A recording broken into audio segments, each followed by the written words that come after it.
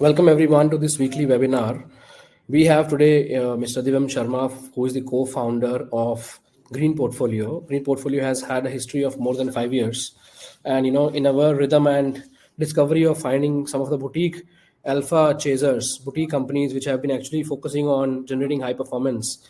Green Portfolio is also one of them, and this webinar is an endeavor to understand from Divam, what are the, I would say, attributes and philosophy of this portfolio. But we will do it in a different way, where we want first him to address through a presentation that in the current context of markets, how is it that still one can invest in mid and small cap space, or what are his views in that regards, conceptually and theoretically, because there are always, I would say, buyers as well as sellers, and hence there are these, I would say, confusions in the minds of investors.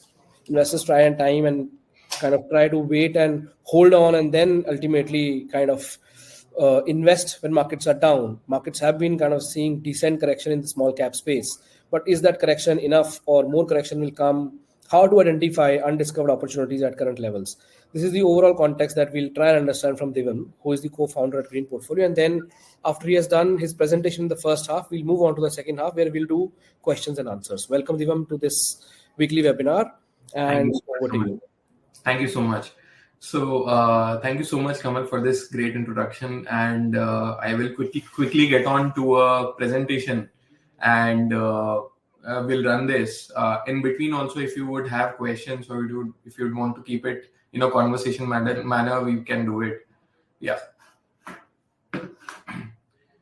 So we wanted to talk about finding opportunities in a saturated market. So we have all seen March of 2023, where there were a lot of opportunities, especially we call ourselves as mid and small cap stock pickers, where we have delivered over 70 multi-bagger stocks over the last 5.5 years since inception. In March of 2023, you had a lot of opportunities where our overall portfolio was in single-digit price to earnings. But if you look at recent times, over the last 1 year, we have seen a great rally in markets. Everybody has made money from markets, and everybody have made very good money from markets. So considering what has happened over the last 1 year, how to find opportunities in the saturated market, or in a market where there is you have to do have a lot of stock picking skills to be able to deliver returns and alpha. So okay. Quick introduction. We are one of the leading PMS providers, over 520 crores of AUM, over 340 crores of AUA, over 7 family offices, over 10,000 retail investors.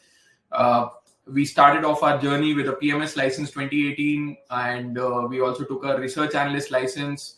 Now considering going for an AIF license, and also look at pre-IPO opportunities for our investors. So I am a co-founder along with Anuj Jain, who is the CIO. Both are chartered accountants. I've also done my MBA from Indian School of Business. So quickly getting on to the presentation. So we have seen that the indices have had a great run over the last 1 year, right? That's what I was talking about. So Nifty small cap, if you look at the Nifty small cap index, the current PE is around 29 times the 1 year average of versus a 1 year average of 23 times. So obviously the Nifty has gone up over the last 1 year. If you look at the PE of most indices, they have gone up by over 50% over the last 1 year. They obviously the growth, the valuations have gone on to slightly higher levels. While there, if you look at the growth, if you look at the quantitative growth, that has not been that prevalent over the last few quarters of earnings. Although the profitability has been there, but in terms of volumes, the growth had been flattish to negative slightly.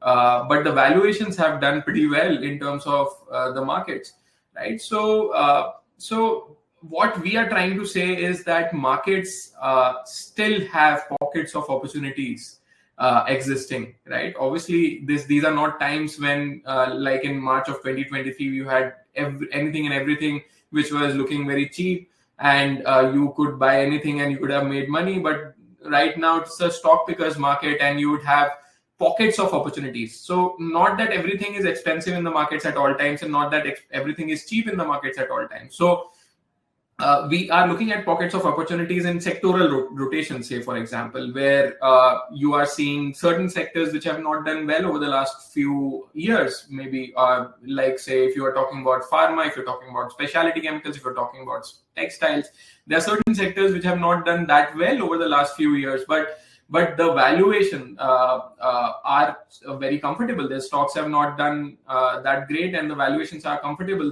The companies have seen their own downturn, but you are seeing them bottoming out in terms of their cycle.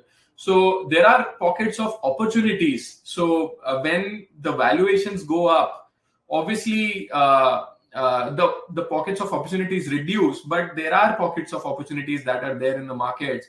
And as stock pickers, as fund managers, that's what we envision, and that's what we keep on doing on a regular basis. You have to look at what's going on, like in terms of we are seeing pockets of opportunities in newer sectors, be it electronics, be it the capex kind of momentum that the government has triggered, be it infra and the allied sectors. So there are pockets of opportunities, and you can where you can work and you can find investing opportunities. If you look at market recap for the last year, the indices, as you can see, as we all know, have done pretty well. BSE small cap index, mid cap index, I think has done tremendously well versus the Nifty 50. India ranks as world's 7th largest stock markets, and obviously, like this has been a great run.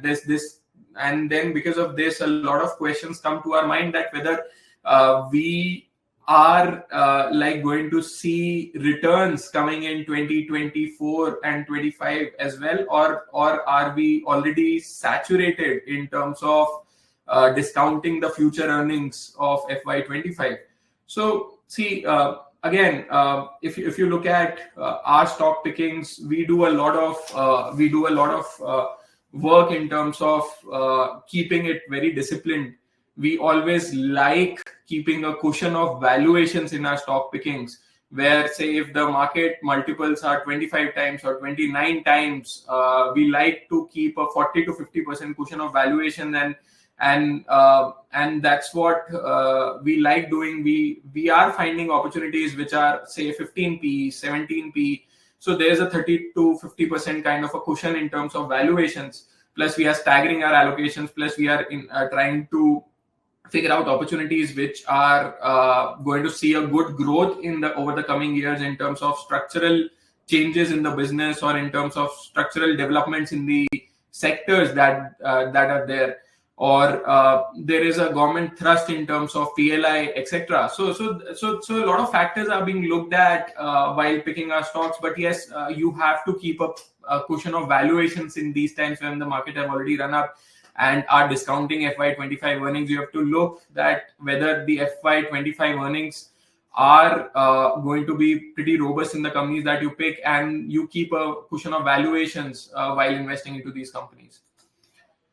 So I'll quickly try to cover the drivers of the recent rallies. Obviously, there have been anticipation. We have seen interest rates rising over the last 1.5 years, and significantly. And then of late, there has been a lot of speculation in terms of markets expecting the rates to pause and expecting the rates to get to cut, especially in the US, and that has triggered money flowing into equity markets.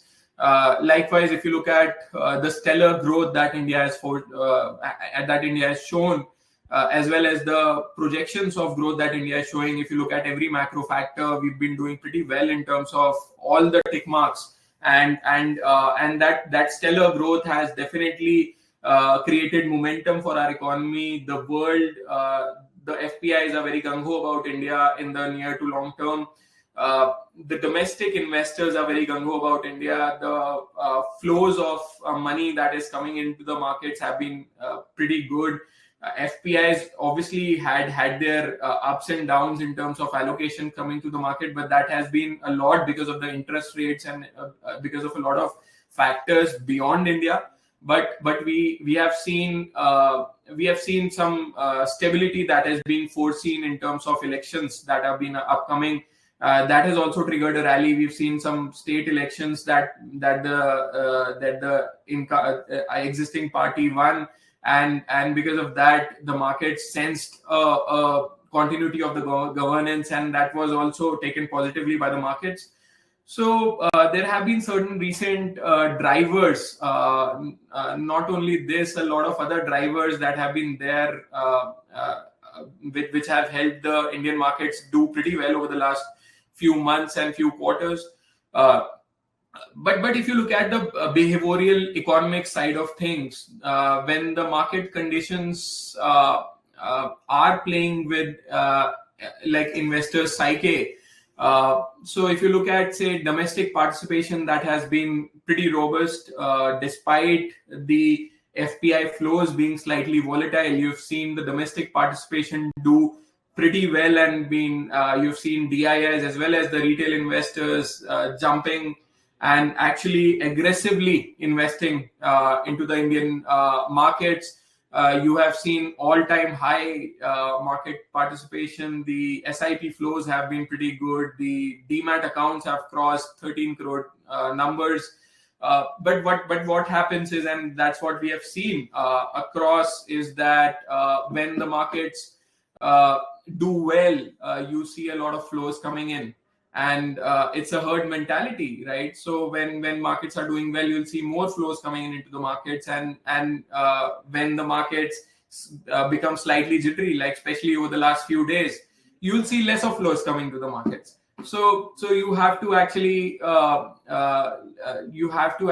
be slightly contrarian and not be with the herd while picking stocks, right? You have to look at what is there into existence. You have to be disciplined in terms of focusing on the fundamentals of the company and the valuations while picking stocks, and be disciplined as to not be very aggressive when the valuations are higher, right? So you have to look at the valuations, and that's what has happened. If the domestic participation has come in, there has been extreme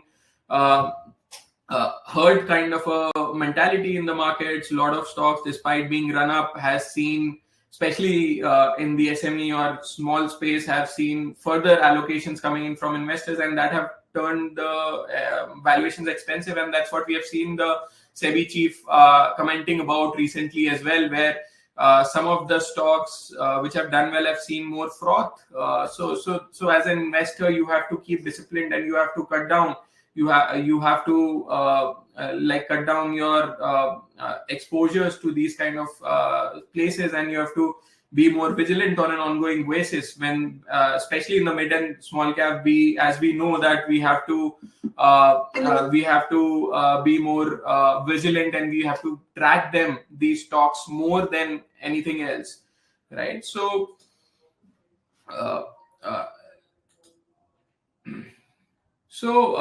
If you look at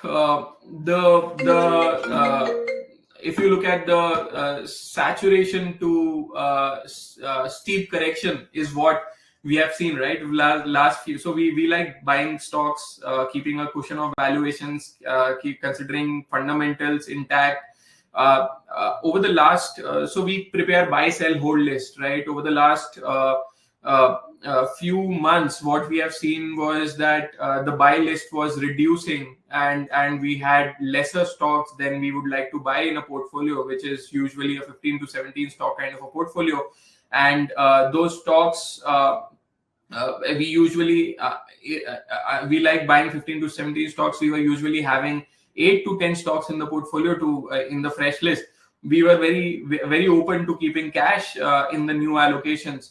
over the last few days is what has happened is you've seen a steep correction, and that a lot of things have triggered that. We have seen some ED and SEBI action. We have seen comments coming in terms of valuation from SEBI chief. We have seen some financial year-end trades to pay advance taxes, etc. Some of the, obviously the markets have run up in one direction. We were anticipating some triggers to actually give this kind of a correction. So a lot of things have happened, but because of this, there has been a flash crash kind of a situation in the markets, and that has what that has done is pretty interesting. Is that that has given us a lot of opportunities to invest the money into the markets, as a lot of our hold stocks have come back to the buy list because the valuations have corrected, and you are seeing some attractive valuations evolving gradually. So we have started adding more names to the list, coming back from the hold list to the buy list.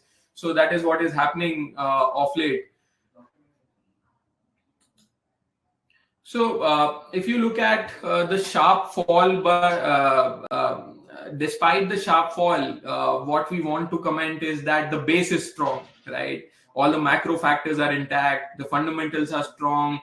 The companies have raised money over the last few quarters or years. We've seen even small companies coming in doing rights issue, companies doing preferential issues, companies raising money from the IPO. And a lot of small and mid-cap companies have actually gone on and raised capital. The debt levels are pretty comfortable. The capital that they have raised are going into doing expansions, be it setting up manufacturing, be it reducing imports from China, exporting to the rest of the world. You are seeing like Q3 FY24 EBITDA margins have improved. The inflation, especially in India, have been slightly stable of late. You have seen, despite the broader market consumption not been that great, the consumption, especially in the urban areas, especially in the mid and like middle class and upper middle class population, has been pretty decent. You look at like smaller niche players in small and mid cap. So a lot of manufacturing players are primarily in small and mid caps, and we are seeing some really interesting opportunities coming in these kind of plays across the manufacturing, where you have a decent base where you can grow significantly from here. You can multiply your manufacturing, doing capexes.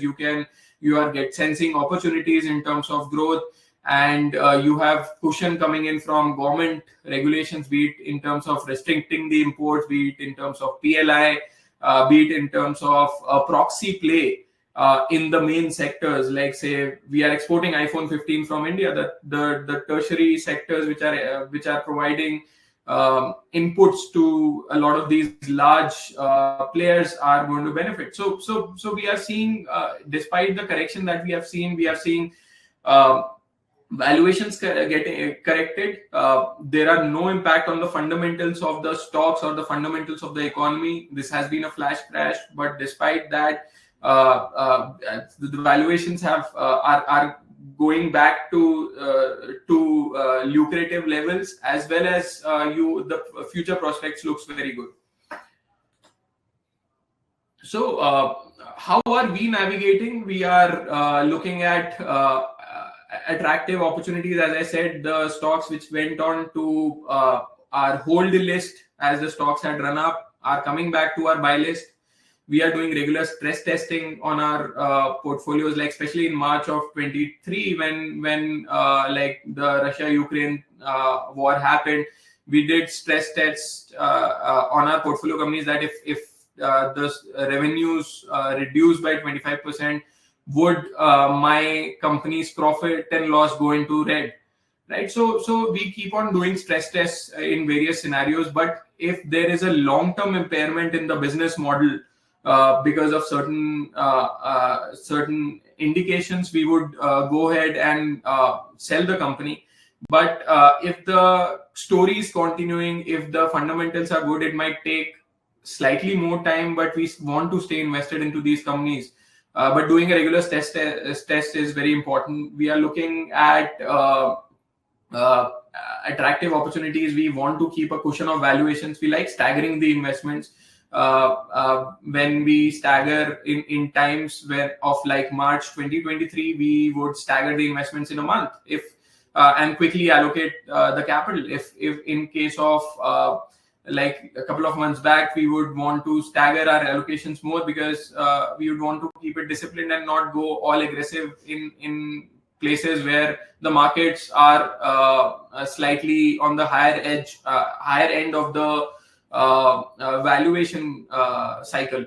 So you have to look at opportunities coming in where there could be hyper growth or high growth coming in over the next few years or next few quarters. You have to look at sectors where there could be rotations. So we are doing a lot of such opportunities where in terms of our allocation strategies, in terms of our stock picking strategies, we are going deep down and finding opportunities for our investors. So this is about India. I think everybody is very gung-ho about India. We all understand this and we all believe in the story that is coming in. You talk to any investor, you talk to any NRI, you talk to any Indian, you talk to any outside Indian. They are all very gung-ho about what is happening in India and obviously the earnings prospects, the geopolitical, the FTAs, free trade agreements that we've been doing recently with European Union, etc.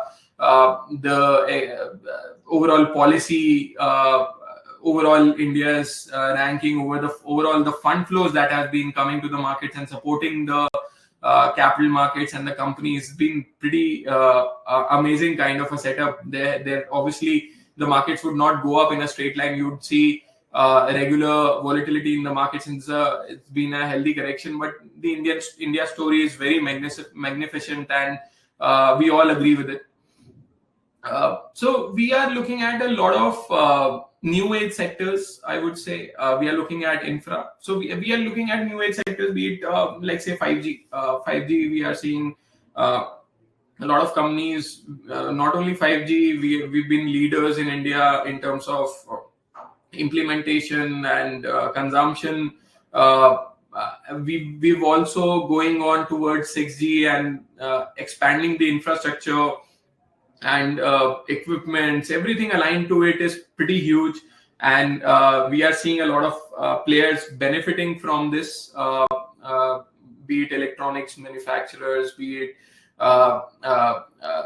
it cables, or be it other players in this sector. We are seeing renewable energy as well doing pretty well, and a lot of players in this sector and allied sectors are doing pretty well. Infrastructure again has been the focus of the government of India, and there has been a lot of public capex that has come in over the last few years and few quarters, and there have been a lot of talks about creating that infrastructure to be able to move towards manufacturing the way China did. But yeah, that foundation has been laid, and we've seen good infrastructure creation, and that's given impetus to a lot of players in the sector and allied sectors. So what makes us different is that we are investing in shovel sellers during gold rushes. So if you look at, say, EV was a theme or has been a theme where we've been working on the proxy plays or investing in the allied sectors, be it battery packs, battery cells, charging stations, electric suppliers, e-mobility services. Likewise, if we are bullish on renewables, we've been investing into a company called Synergy Green, which have been into the allied activities around it. So we've been so you have to, in a nutshell, you have to keep it. You have to look at the entire ecosystem. How is the ecosystem evolving? There are a lot of themes that have been evolving where there are significant growth opportunities in the companies. And like we always keep on saying, like, say, if you talk about chemicals, China exports $1,100 billion of chemicals to the world. India exports around $25 billion of chemicals to the world. Even if we are able to garner 25 billion or 50 billion more from China or increase our market share, we would be sitting on billion-dollar opportunities for a lot of our incumbent players. So definitely it is a huge opportunity coming in our domestic consumption, considering a middle class population, considering an aspirational population with an average median age of around 29-30. We are one of our domestic consumption is pretty, outlook is pretty robust. The macro factor is pretty robust. You are getting companies like capital to expand. So we are looking at a lot of opportunities, and you have to keep a cushion of valuation. You have to look at proxy players. You have to look at players where there are counter opportunities.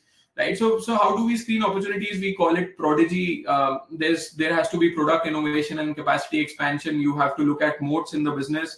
You have to look at returns on equity should be greater than 15%. Operating margins should be greater than 15%. We like to keep a cushion on the operating margins because in times like COVID, when there are impact on the economy and impact on the business, you do not want the company to go into losses. We like to keep the debt to equity very comfortable, less than 100%. We like integrity of the management. There's no way we leave any ends in terms of the integrity of the management. We like investing in growing companies where there is a good growth, be it 20-25% kind of. When we are investing in a small and mid cap or these type of companies or the broader markets, we like to invest with a minimum expectation of 200 to 300% and investing, picking them early. So when the large funds enter, we are the ones who are selling those kind of stocks.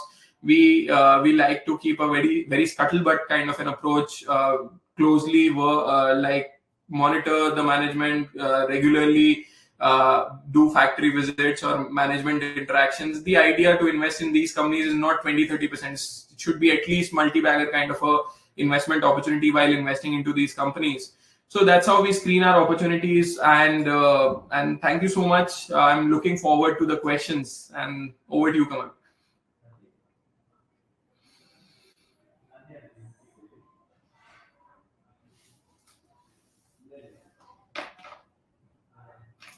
You can stop the screen share. Shall I remove the screen share? Correct.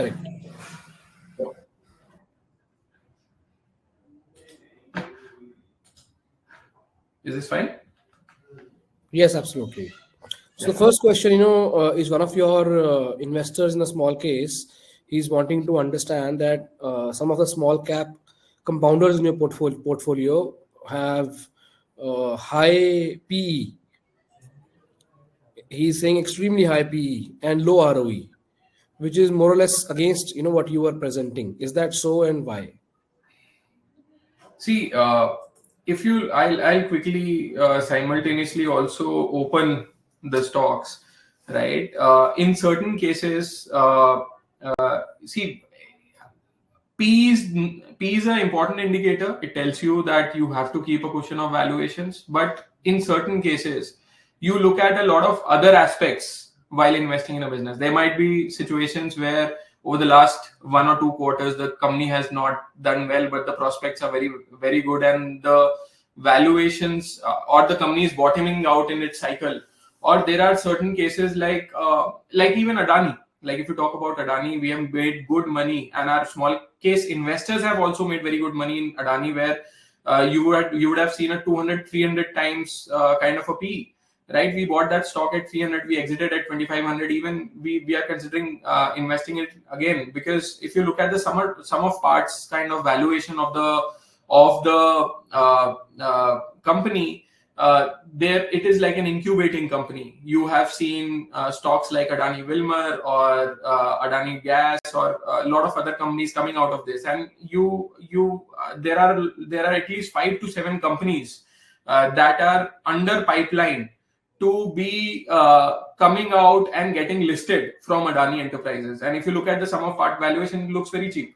So P is definitely an important indicator, but you have to look at other factors than P at some times. And in certain cases, obviously, we have bought certain cases where certain stocks where there is sort of a sectoral bottoming out, where be it a specialty chemicals which are not done pretty well, but if you look at opportunities going forward, and if you look at the even textile, so the margins or of the business are sort of bottoming out, and you would see these sectors evolving coming forward.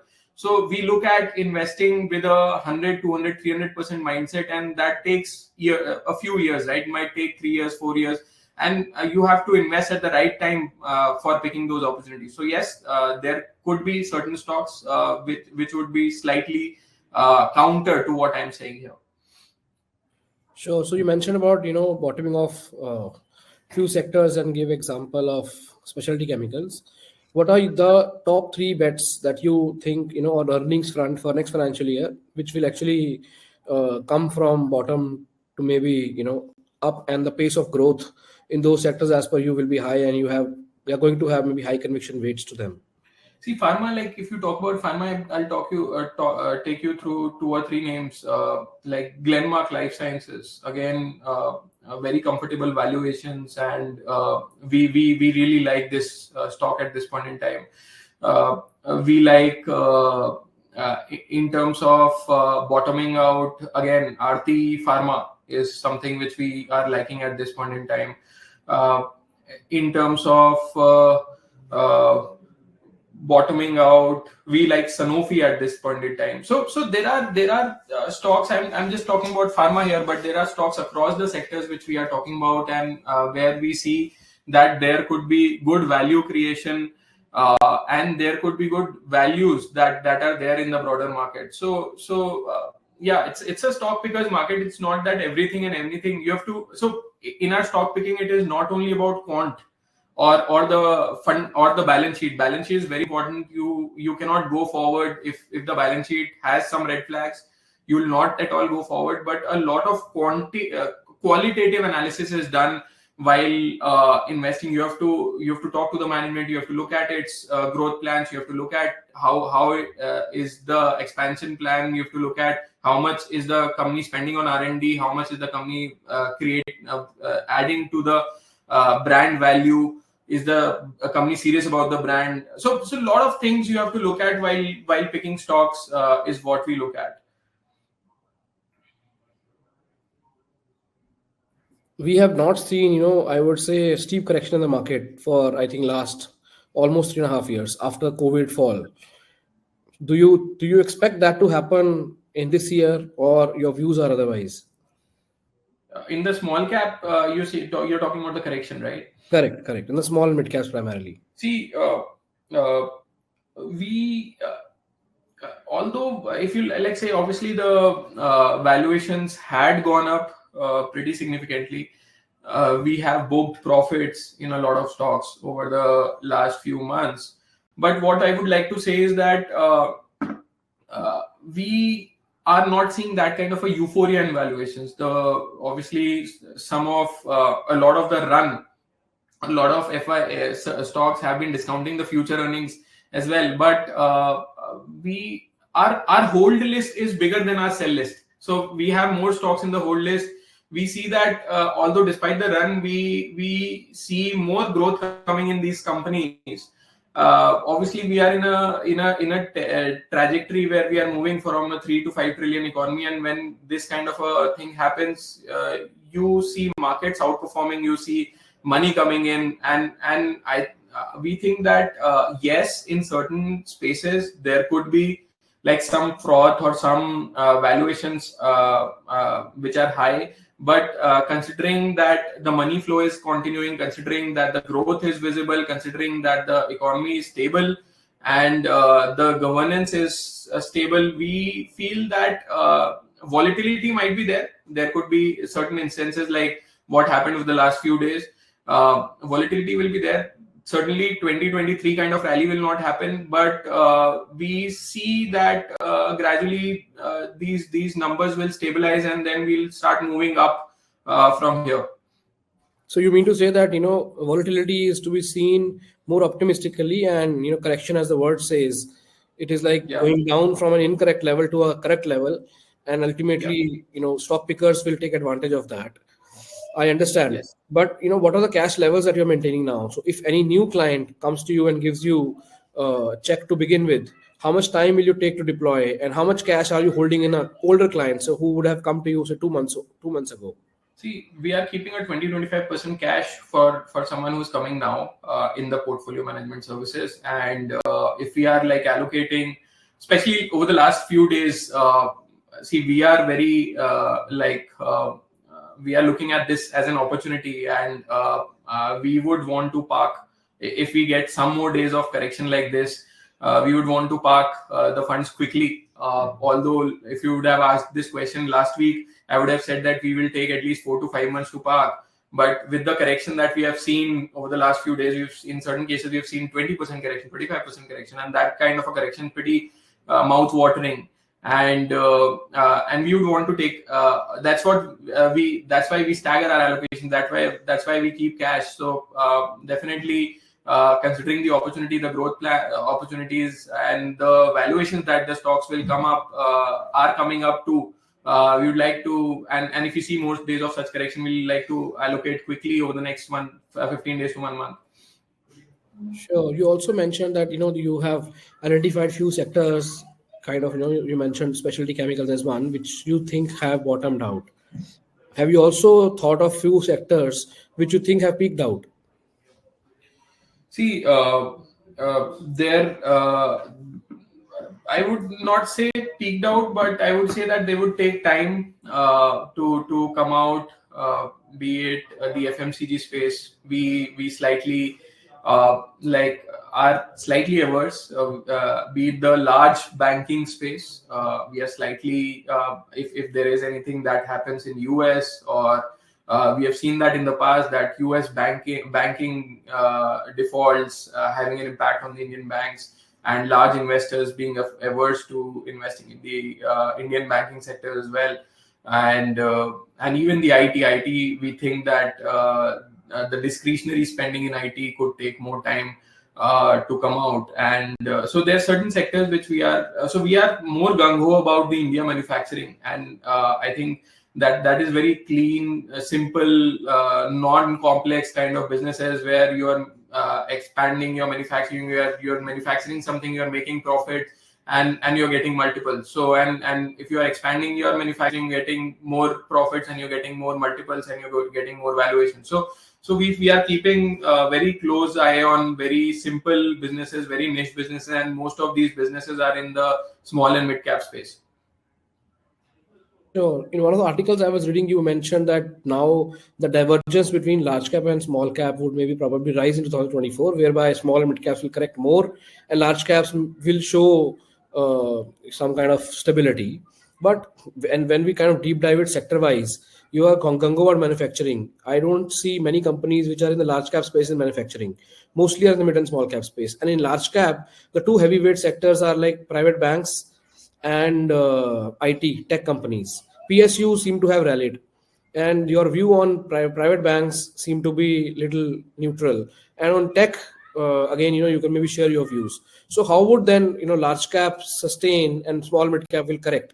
Because what you're conveying in terms of your view is like a little contradictory to the overall context. I'm not saying that everything in large cap would do well. We are. In fact, ourselves also looking at opportunities in the large cap space. We've recently added Grasim to our buy list. We are exploring Adani Enterprises, again a large cap. So there are certain pockets, or there are even pharma players. Pharma has been a large part of Nifty. There are certain large pharma players who have shown signs of bottoming out, and over the last few quarters done well.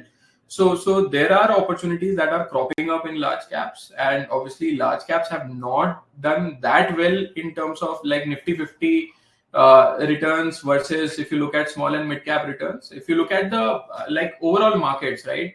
But obviously if you are a stock picker and if you are able to pick stocks, as I said that if you'd have talked to me about this in March of 2023, anything and everything could be picked up. But if you're talking about it today, we are seeing lesser opportunities than we would like to allocate. Like say we would like to allocate 17 stocks, we are seeing 13, 14 stocks today, right? For 1 week before, we were seeing only 8 to 10 stocks.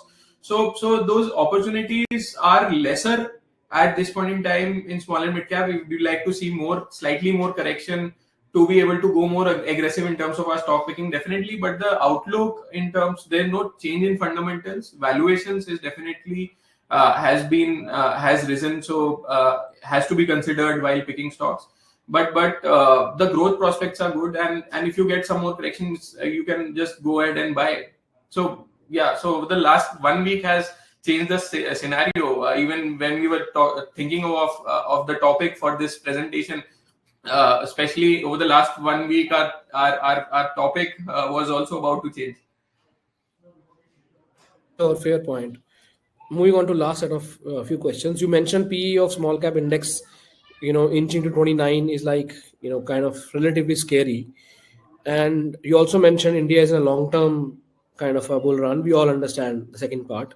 So is it possible that the 29 PE kind of continues because markets are futuristic and Indian economy is expected to do well? Or you think there will be more correction that will correct the PE at index level as well? See, if you look at the fundamentals, we do not see euphoria. Yes, SME, a lot of stocks have seen substantial run-ups without fundamentals, and those pockets the SEBI chief has also guided about. Definitely, those pockets operate in a different manner, and you would say that there could be some correction coming in. Definitely, if there is action coming in from SEBI on those pockets, there could be ripple effects on small and mid caps as well.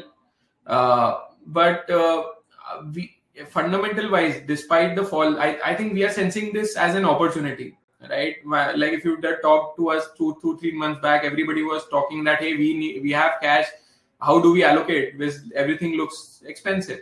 But now markets have started to give you those opportunities. This is for sure that Indian markets are not going to be cheap, right? You would not find opportunities where you would find single-digit PE unless and until a very big event like a Russia-Ukraine happens again, right? You would continue to see India being expensive, and if you get such opportunities where you get single-digit PE or you get such low valuations, you have to grab it by both hands. But it will be very rare that you get such opportunities. But the human psyche is such that when the markets are going up and up and up, we start pumping in more money into the markets. And when they start to go down, we try to get jittery and find questions that, hey, whether it is justified or not justified. See, in terms of fundamentals, we are not seeing any change. We do not see froth in the kind of stocks that we are buying. We are keeping it disciplined.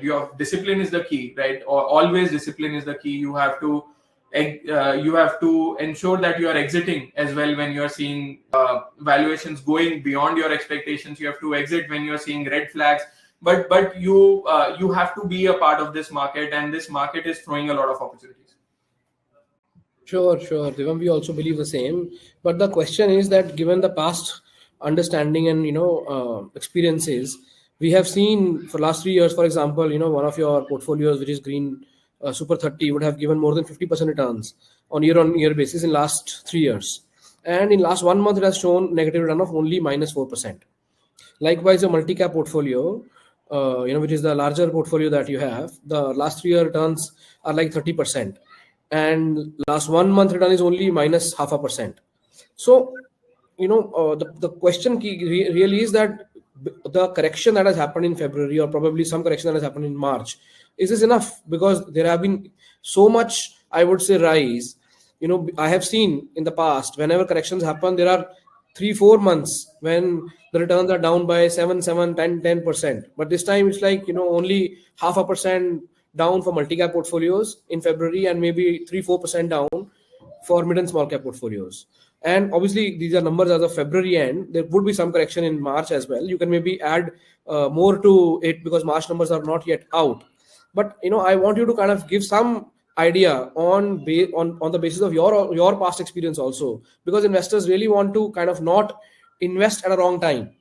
Though obviously timing is absolutely difficult to do and should not be done, but at the same time, there has to be a sincere and honest, I would say, suggestion to the investors from this point of view. See, what definitely that is a fair point, and like March would be definitely something where you would see obviously more of red numbers if this continues further. So and that's what we have seen in the initial 15 days as well. So definitely that is the case, and but if you like look at markets, how they have been behaving, there are two sides of it. First, you have to cut down all the like you cannot track all the macro factors. There's so many macro factors that are going, and you have to track your company, your company's fundamentals, your company's valuations. If you are getting your company at a comfortable valuation, go ahead and buy it. Right? There would be, it might happen that it might take 2 months, it might take 3 months for it to revert or to start or to bottom out or to start. But what we do is rather than timing the market, we would stagger. Like say we start seeing opportunities coming up, we'll start allocating more, we'll start gradually. That's what we keep cash for, right? You have to keep on staggering for the next 3 months, and then gradually with a mindset of 3 years. So you have to look at these as opportunities when you are investing, right? So but if you say that I let the market correct for the next 3 months, and once it correct, then I'll get on to the bottom of the market and I will invest at the bottom of the market, that is not going to happen. You cannot time it that well that you're just entering at the bottom, right? If you are finding a good opportunity at a good valuation, you're liking that opportunity, even 5-10% here or there, kind of a entry point that you figure out or you enter at, it is not going to create a major difference in the larger scheme of things when you're looking at 200-300% kind of returns. So in certain cases, if we are liking the stock, we might ourselves go and put a circuit and buy those stocks. So like if you are seeing those kind of opportunities, you're seeing a significant correction all of a sudden in this flash cash crash kind of a situation, you can just obviously the fundamentals have to be absolutely good, and the future prospects have to be good, and the valuation cushion should be there. So then you can go ahead and buy it. But yeah. No, sure, fair point. So you are trying to be opportune investor, and you're seeing whatever fall happens more with an opportunity lens, and you see some of your shortlisted company gradually coming into relatively comfortable levels of valuation, and you are happy to take bet even with a 5% possibility of fall. Fair point. Moving on to last question, your AUMs over 5 years have started to grow, and I have seen with 5-year track record, generally PMSs are kind of getting opportunities through large wealth management companies and banks where they want to tie up, and then they want to distribute your product, and then that leads to influx of a lot of capital, and obviously investors kind of go by recency bias, and when a lot of capital comes, a lot of AUM comes, it turns the culture from alpha focused to maybe AUM focused, or maybe more sales focused, and at the same time obviously more AUM leads to less flexibility in the portfolio. So it is important to understand what are the visions and what are the thought processes of the founders before we ultimately take a decision of taking your product to our clients. And hence this is also an important factor, because we have been once bitten in the past, so we want to be twice shy. That's the context here. Yeah. So see, that makes absolute sense, and what we have thought is that we do not want to commoditize our stock picking. Our own investments are in the similar stocks. Obviously, we are working in a space where we are asking for allocations in small and mid caps, and this is the space where you would and that's where we differentiate ourselves as well. If you are buying large, very common names for you, be it SDFC, Reliance, Tata, obviously if there are opportunities we'll buy, but mostly if we are allocating towards those stocks, we are not differentiating as stock pickers, and we as chartered accountants background, as understanding the balance sheet as our DNA, we like picking stocks early. So obviously, if we run it like a commodity, we'll not be doing justice to our investors as well as our personal investment. So our idea is to keep it very niche and to a certain level. So we have kept a threshold of around 2,500 crores of AUM, beyond which we are going to stop taking allocations from any investors. And from an investor standpoint, we have kept it very flexible, that you start with a smaller capital, you get that kind of a comfort with us. We would want to work with you very closely in terms of our allocations, in terms of making you understand our thought process. And that's what we have done in the past as well. If you've seen, we have grown very organically and through initially friends and family referrals, outside clients, small case clients converting to a PMS. So and those have been very stable with us, who have trusted us across the cycles, who have earned very well through us. And that's what we want to continue doing. And we would be restricting our AUM to the thresholds, and we would continue delivering the kind of alpha, then commoditizing the services. Sure. So let's see, how it pans out. Absolutely, we believe you. Thank you so much for your time, Divam. This was really insightful. Just for the audience who kind of logged in today, we generally do webinars on every Friday, but this weekend is a little busy for our business travel planned, and that is why we had to do it on Thursday. Otherwise, we do webinars on every Friday. Thank you everyone for logging today. We are a wealth management company which is focused on deep diving the space of alternatives and finding out some of the best gems for our clients, for our investors, and we have been doing really great work. We manage more than 1,000 crores of assets over the last 5 years, have built this, with a lot of sincerity, and the only focus is on high performance. If you're a sincere and long-term investor and you really want to make a well-informed investment decision, you're most welcome to book appointments with us. Come to our platform, PMS AIF WORLD, and you will find yourself at one of the most knowledgeable platform. And if you book appointment with our experts, with our specialists, you will really be thrilled, after having interacted with some of our folks. Thank you so much once again, Divam, and thank you everyone for logging in today. Thank you. Thank you.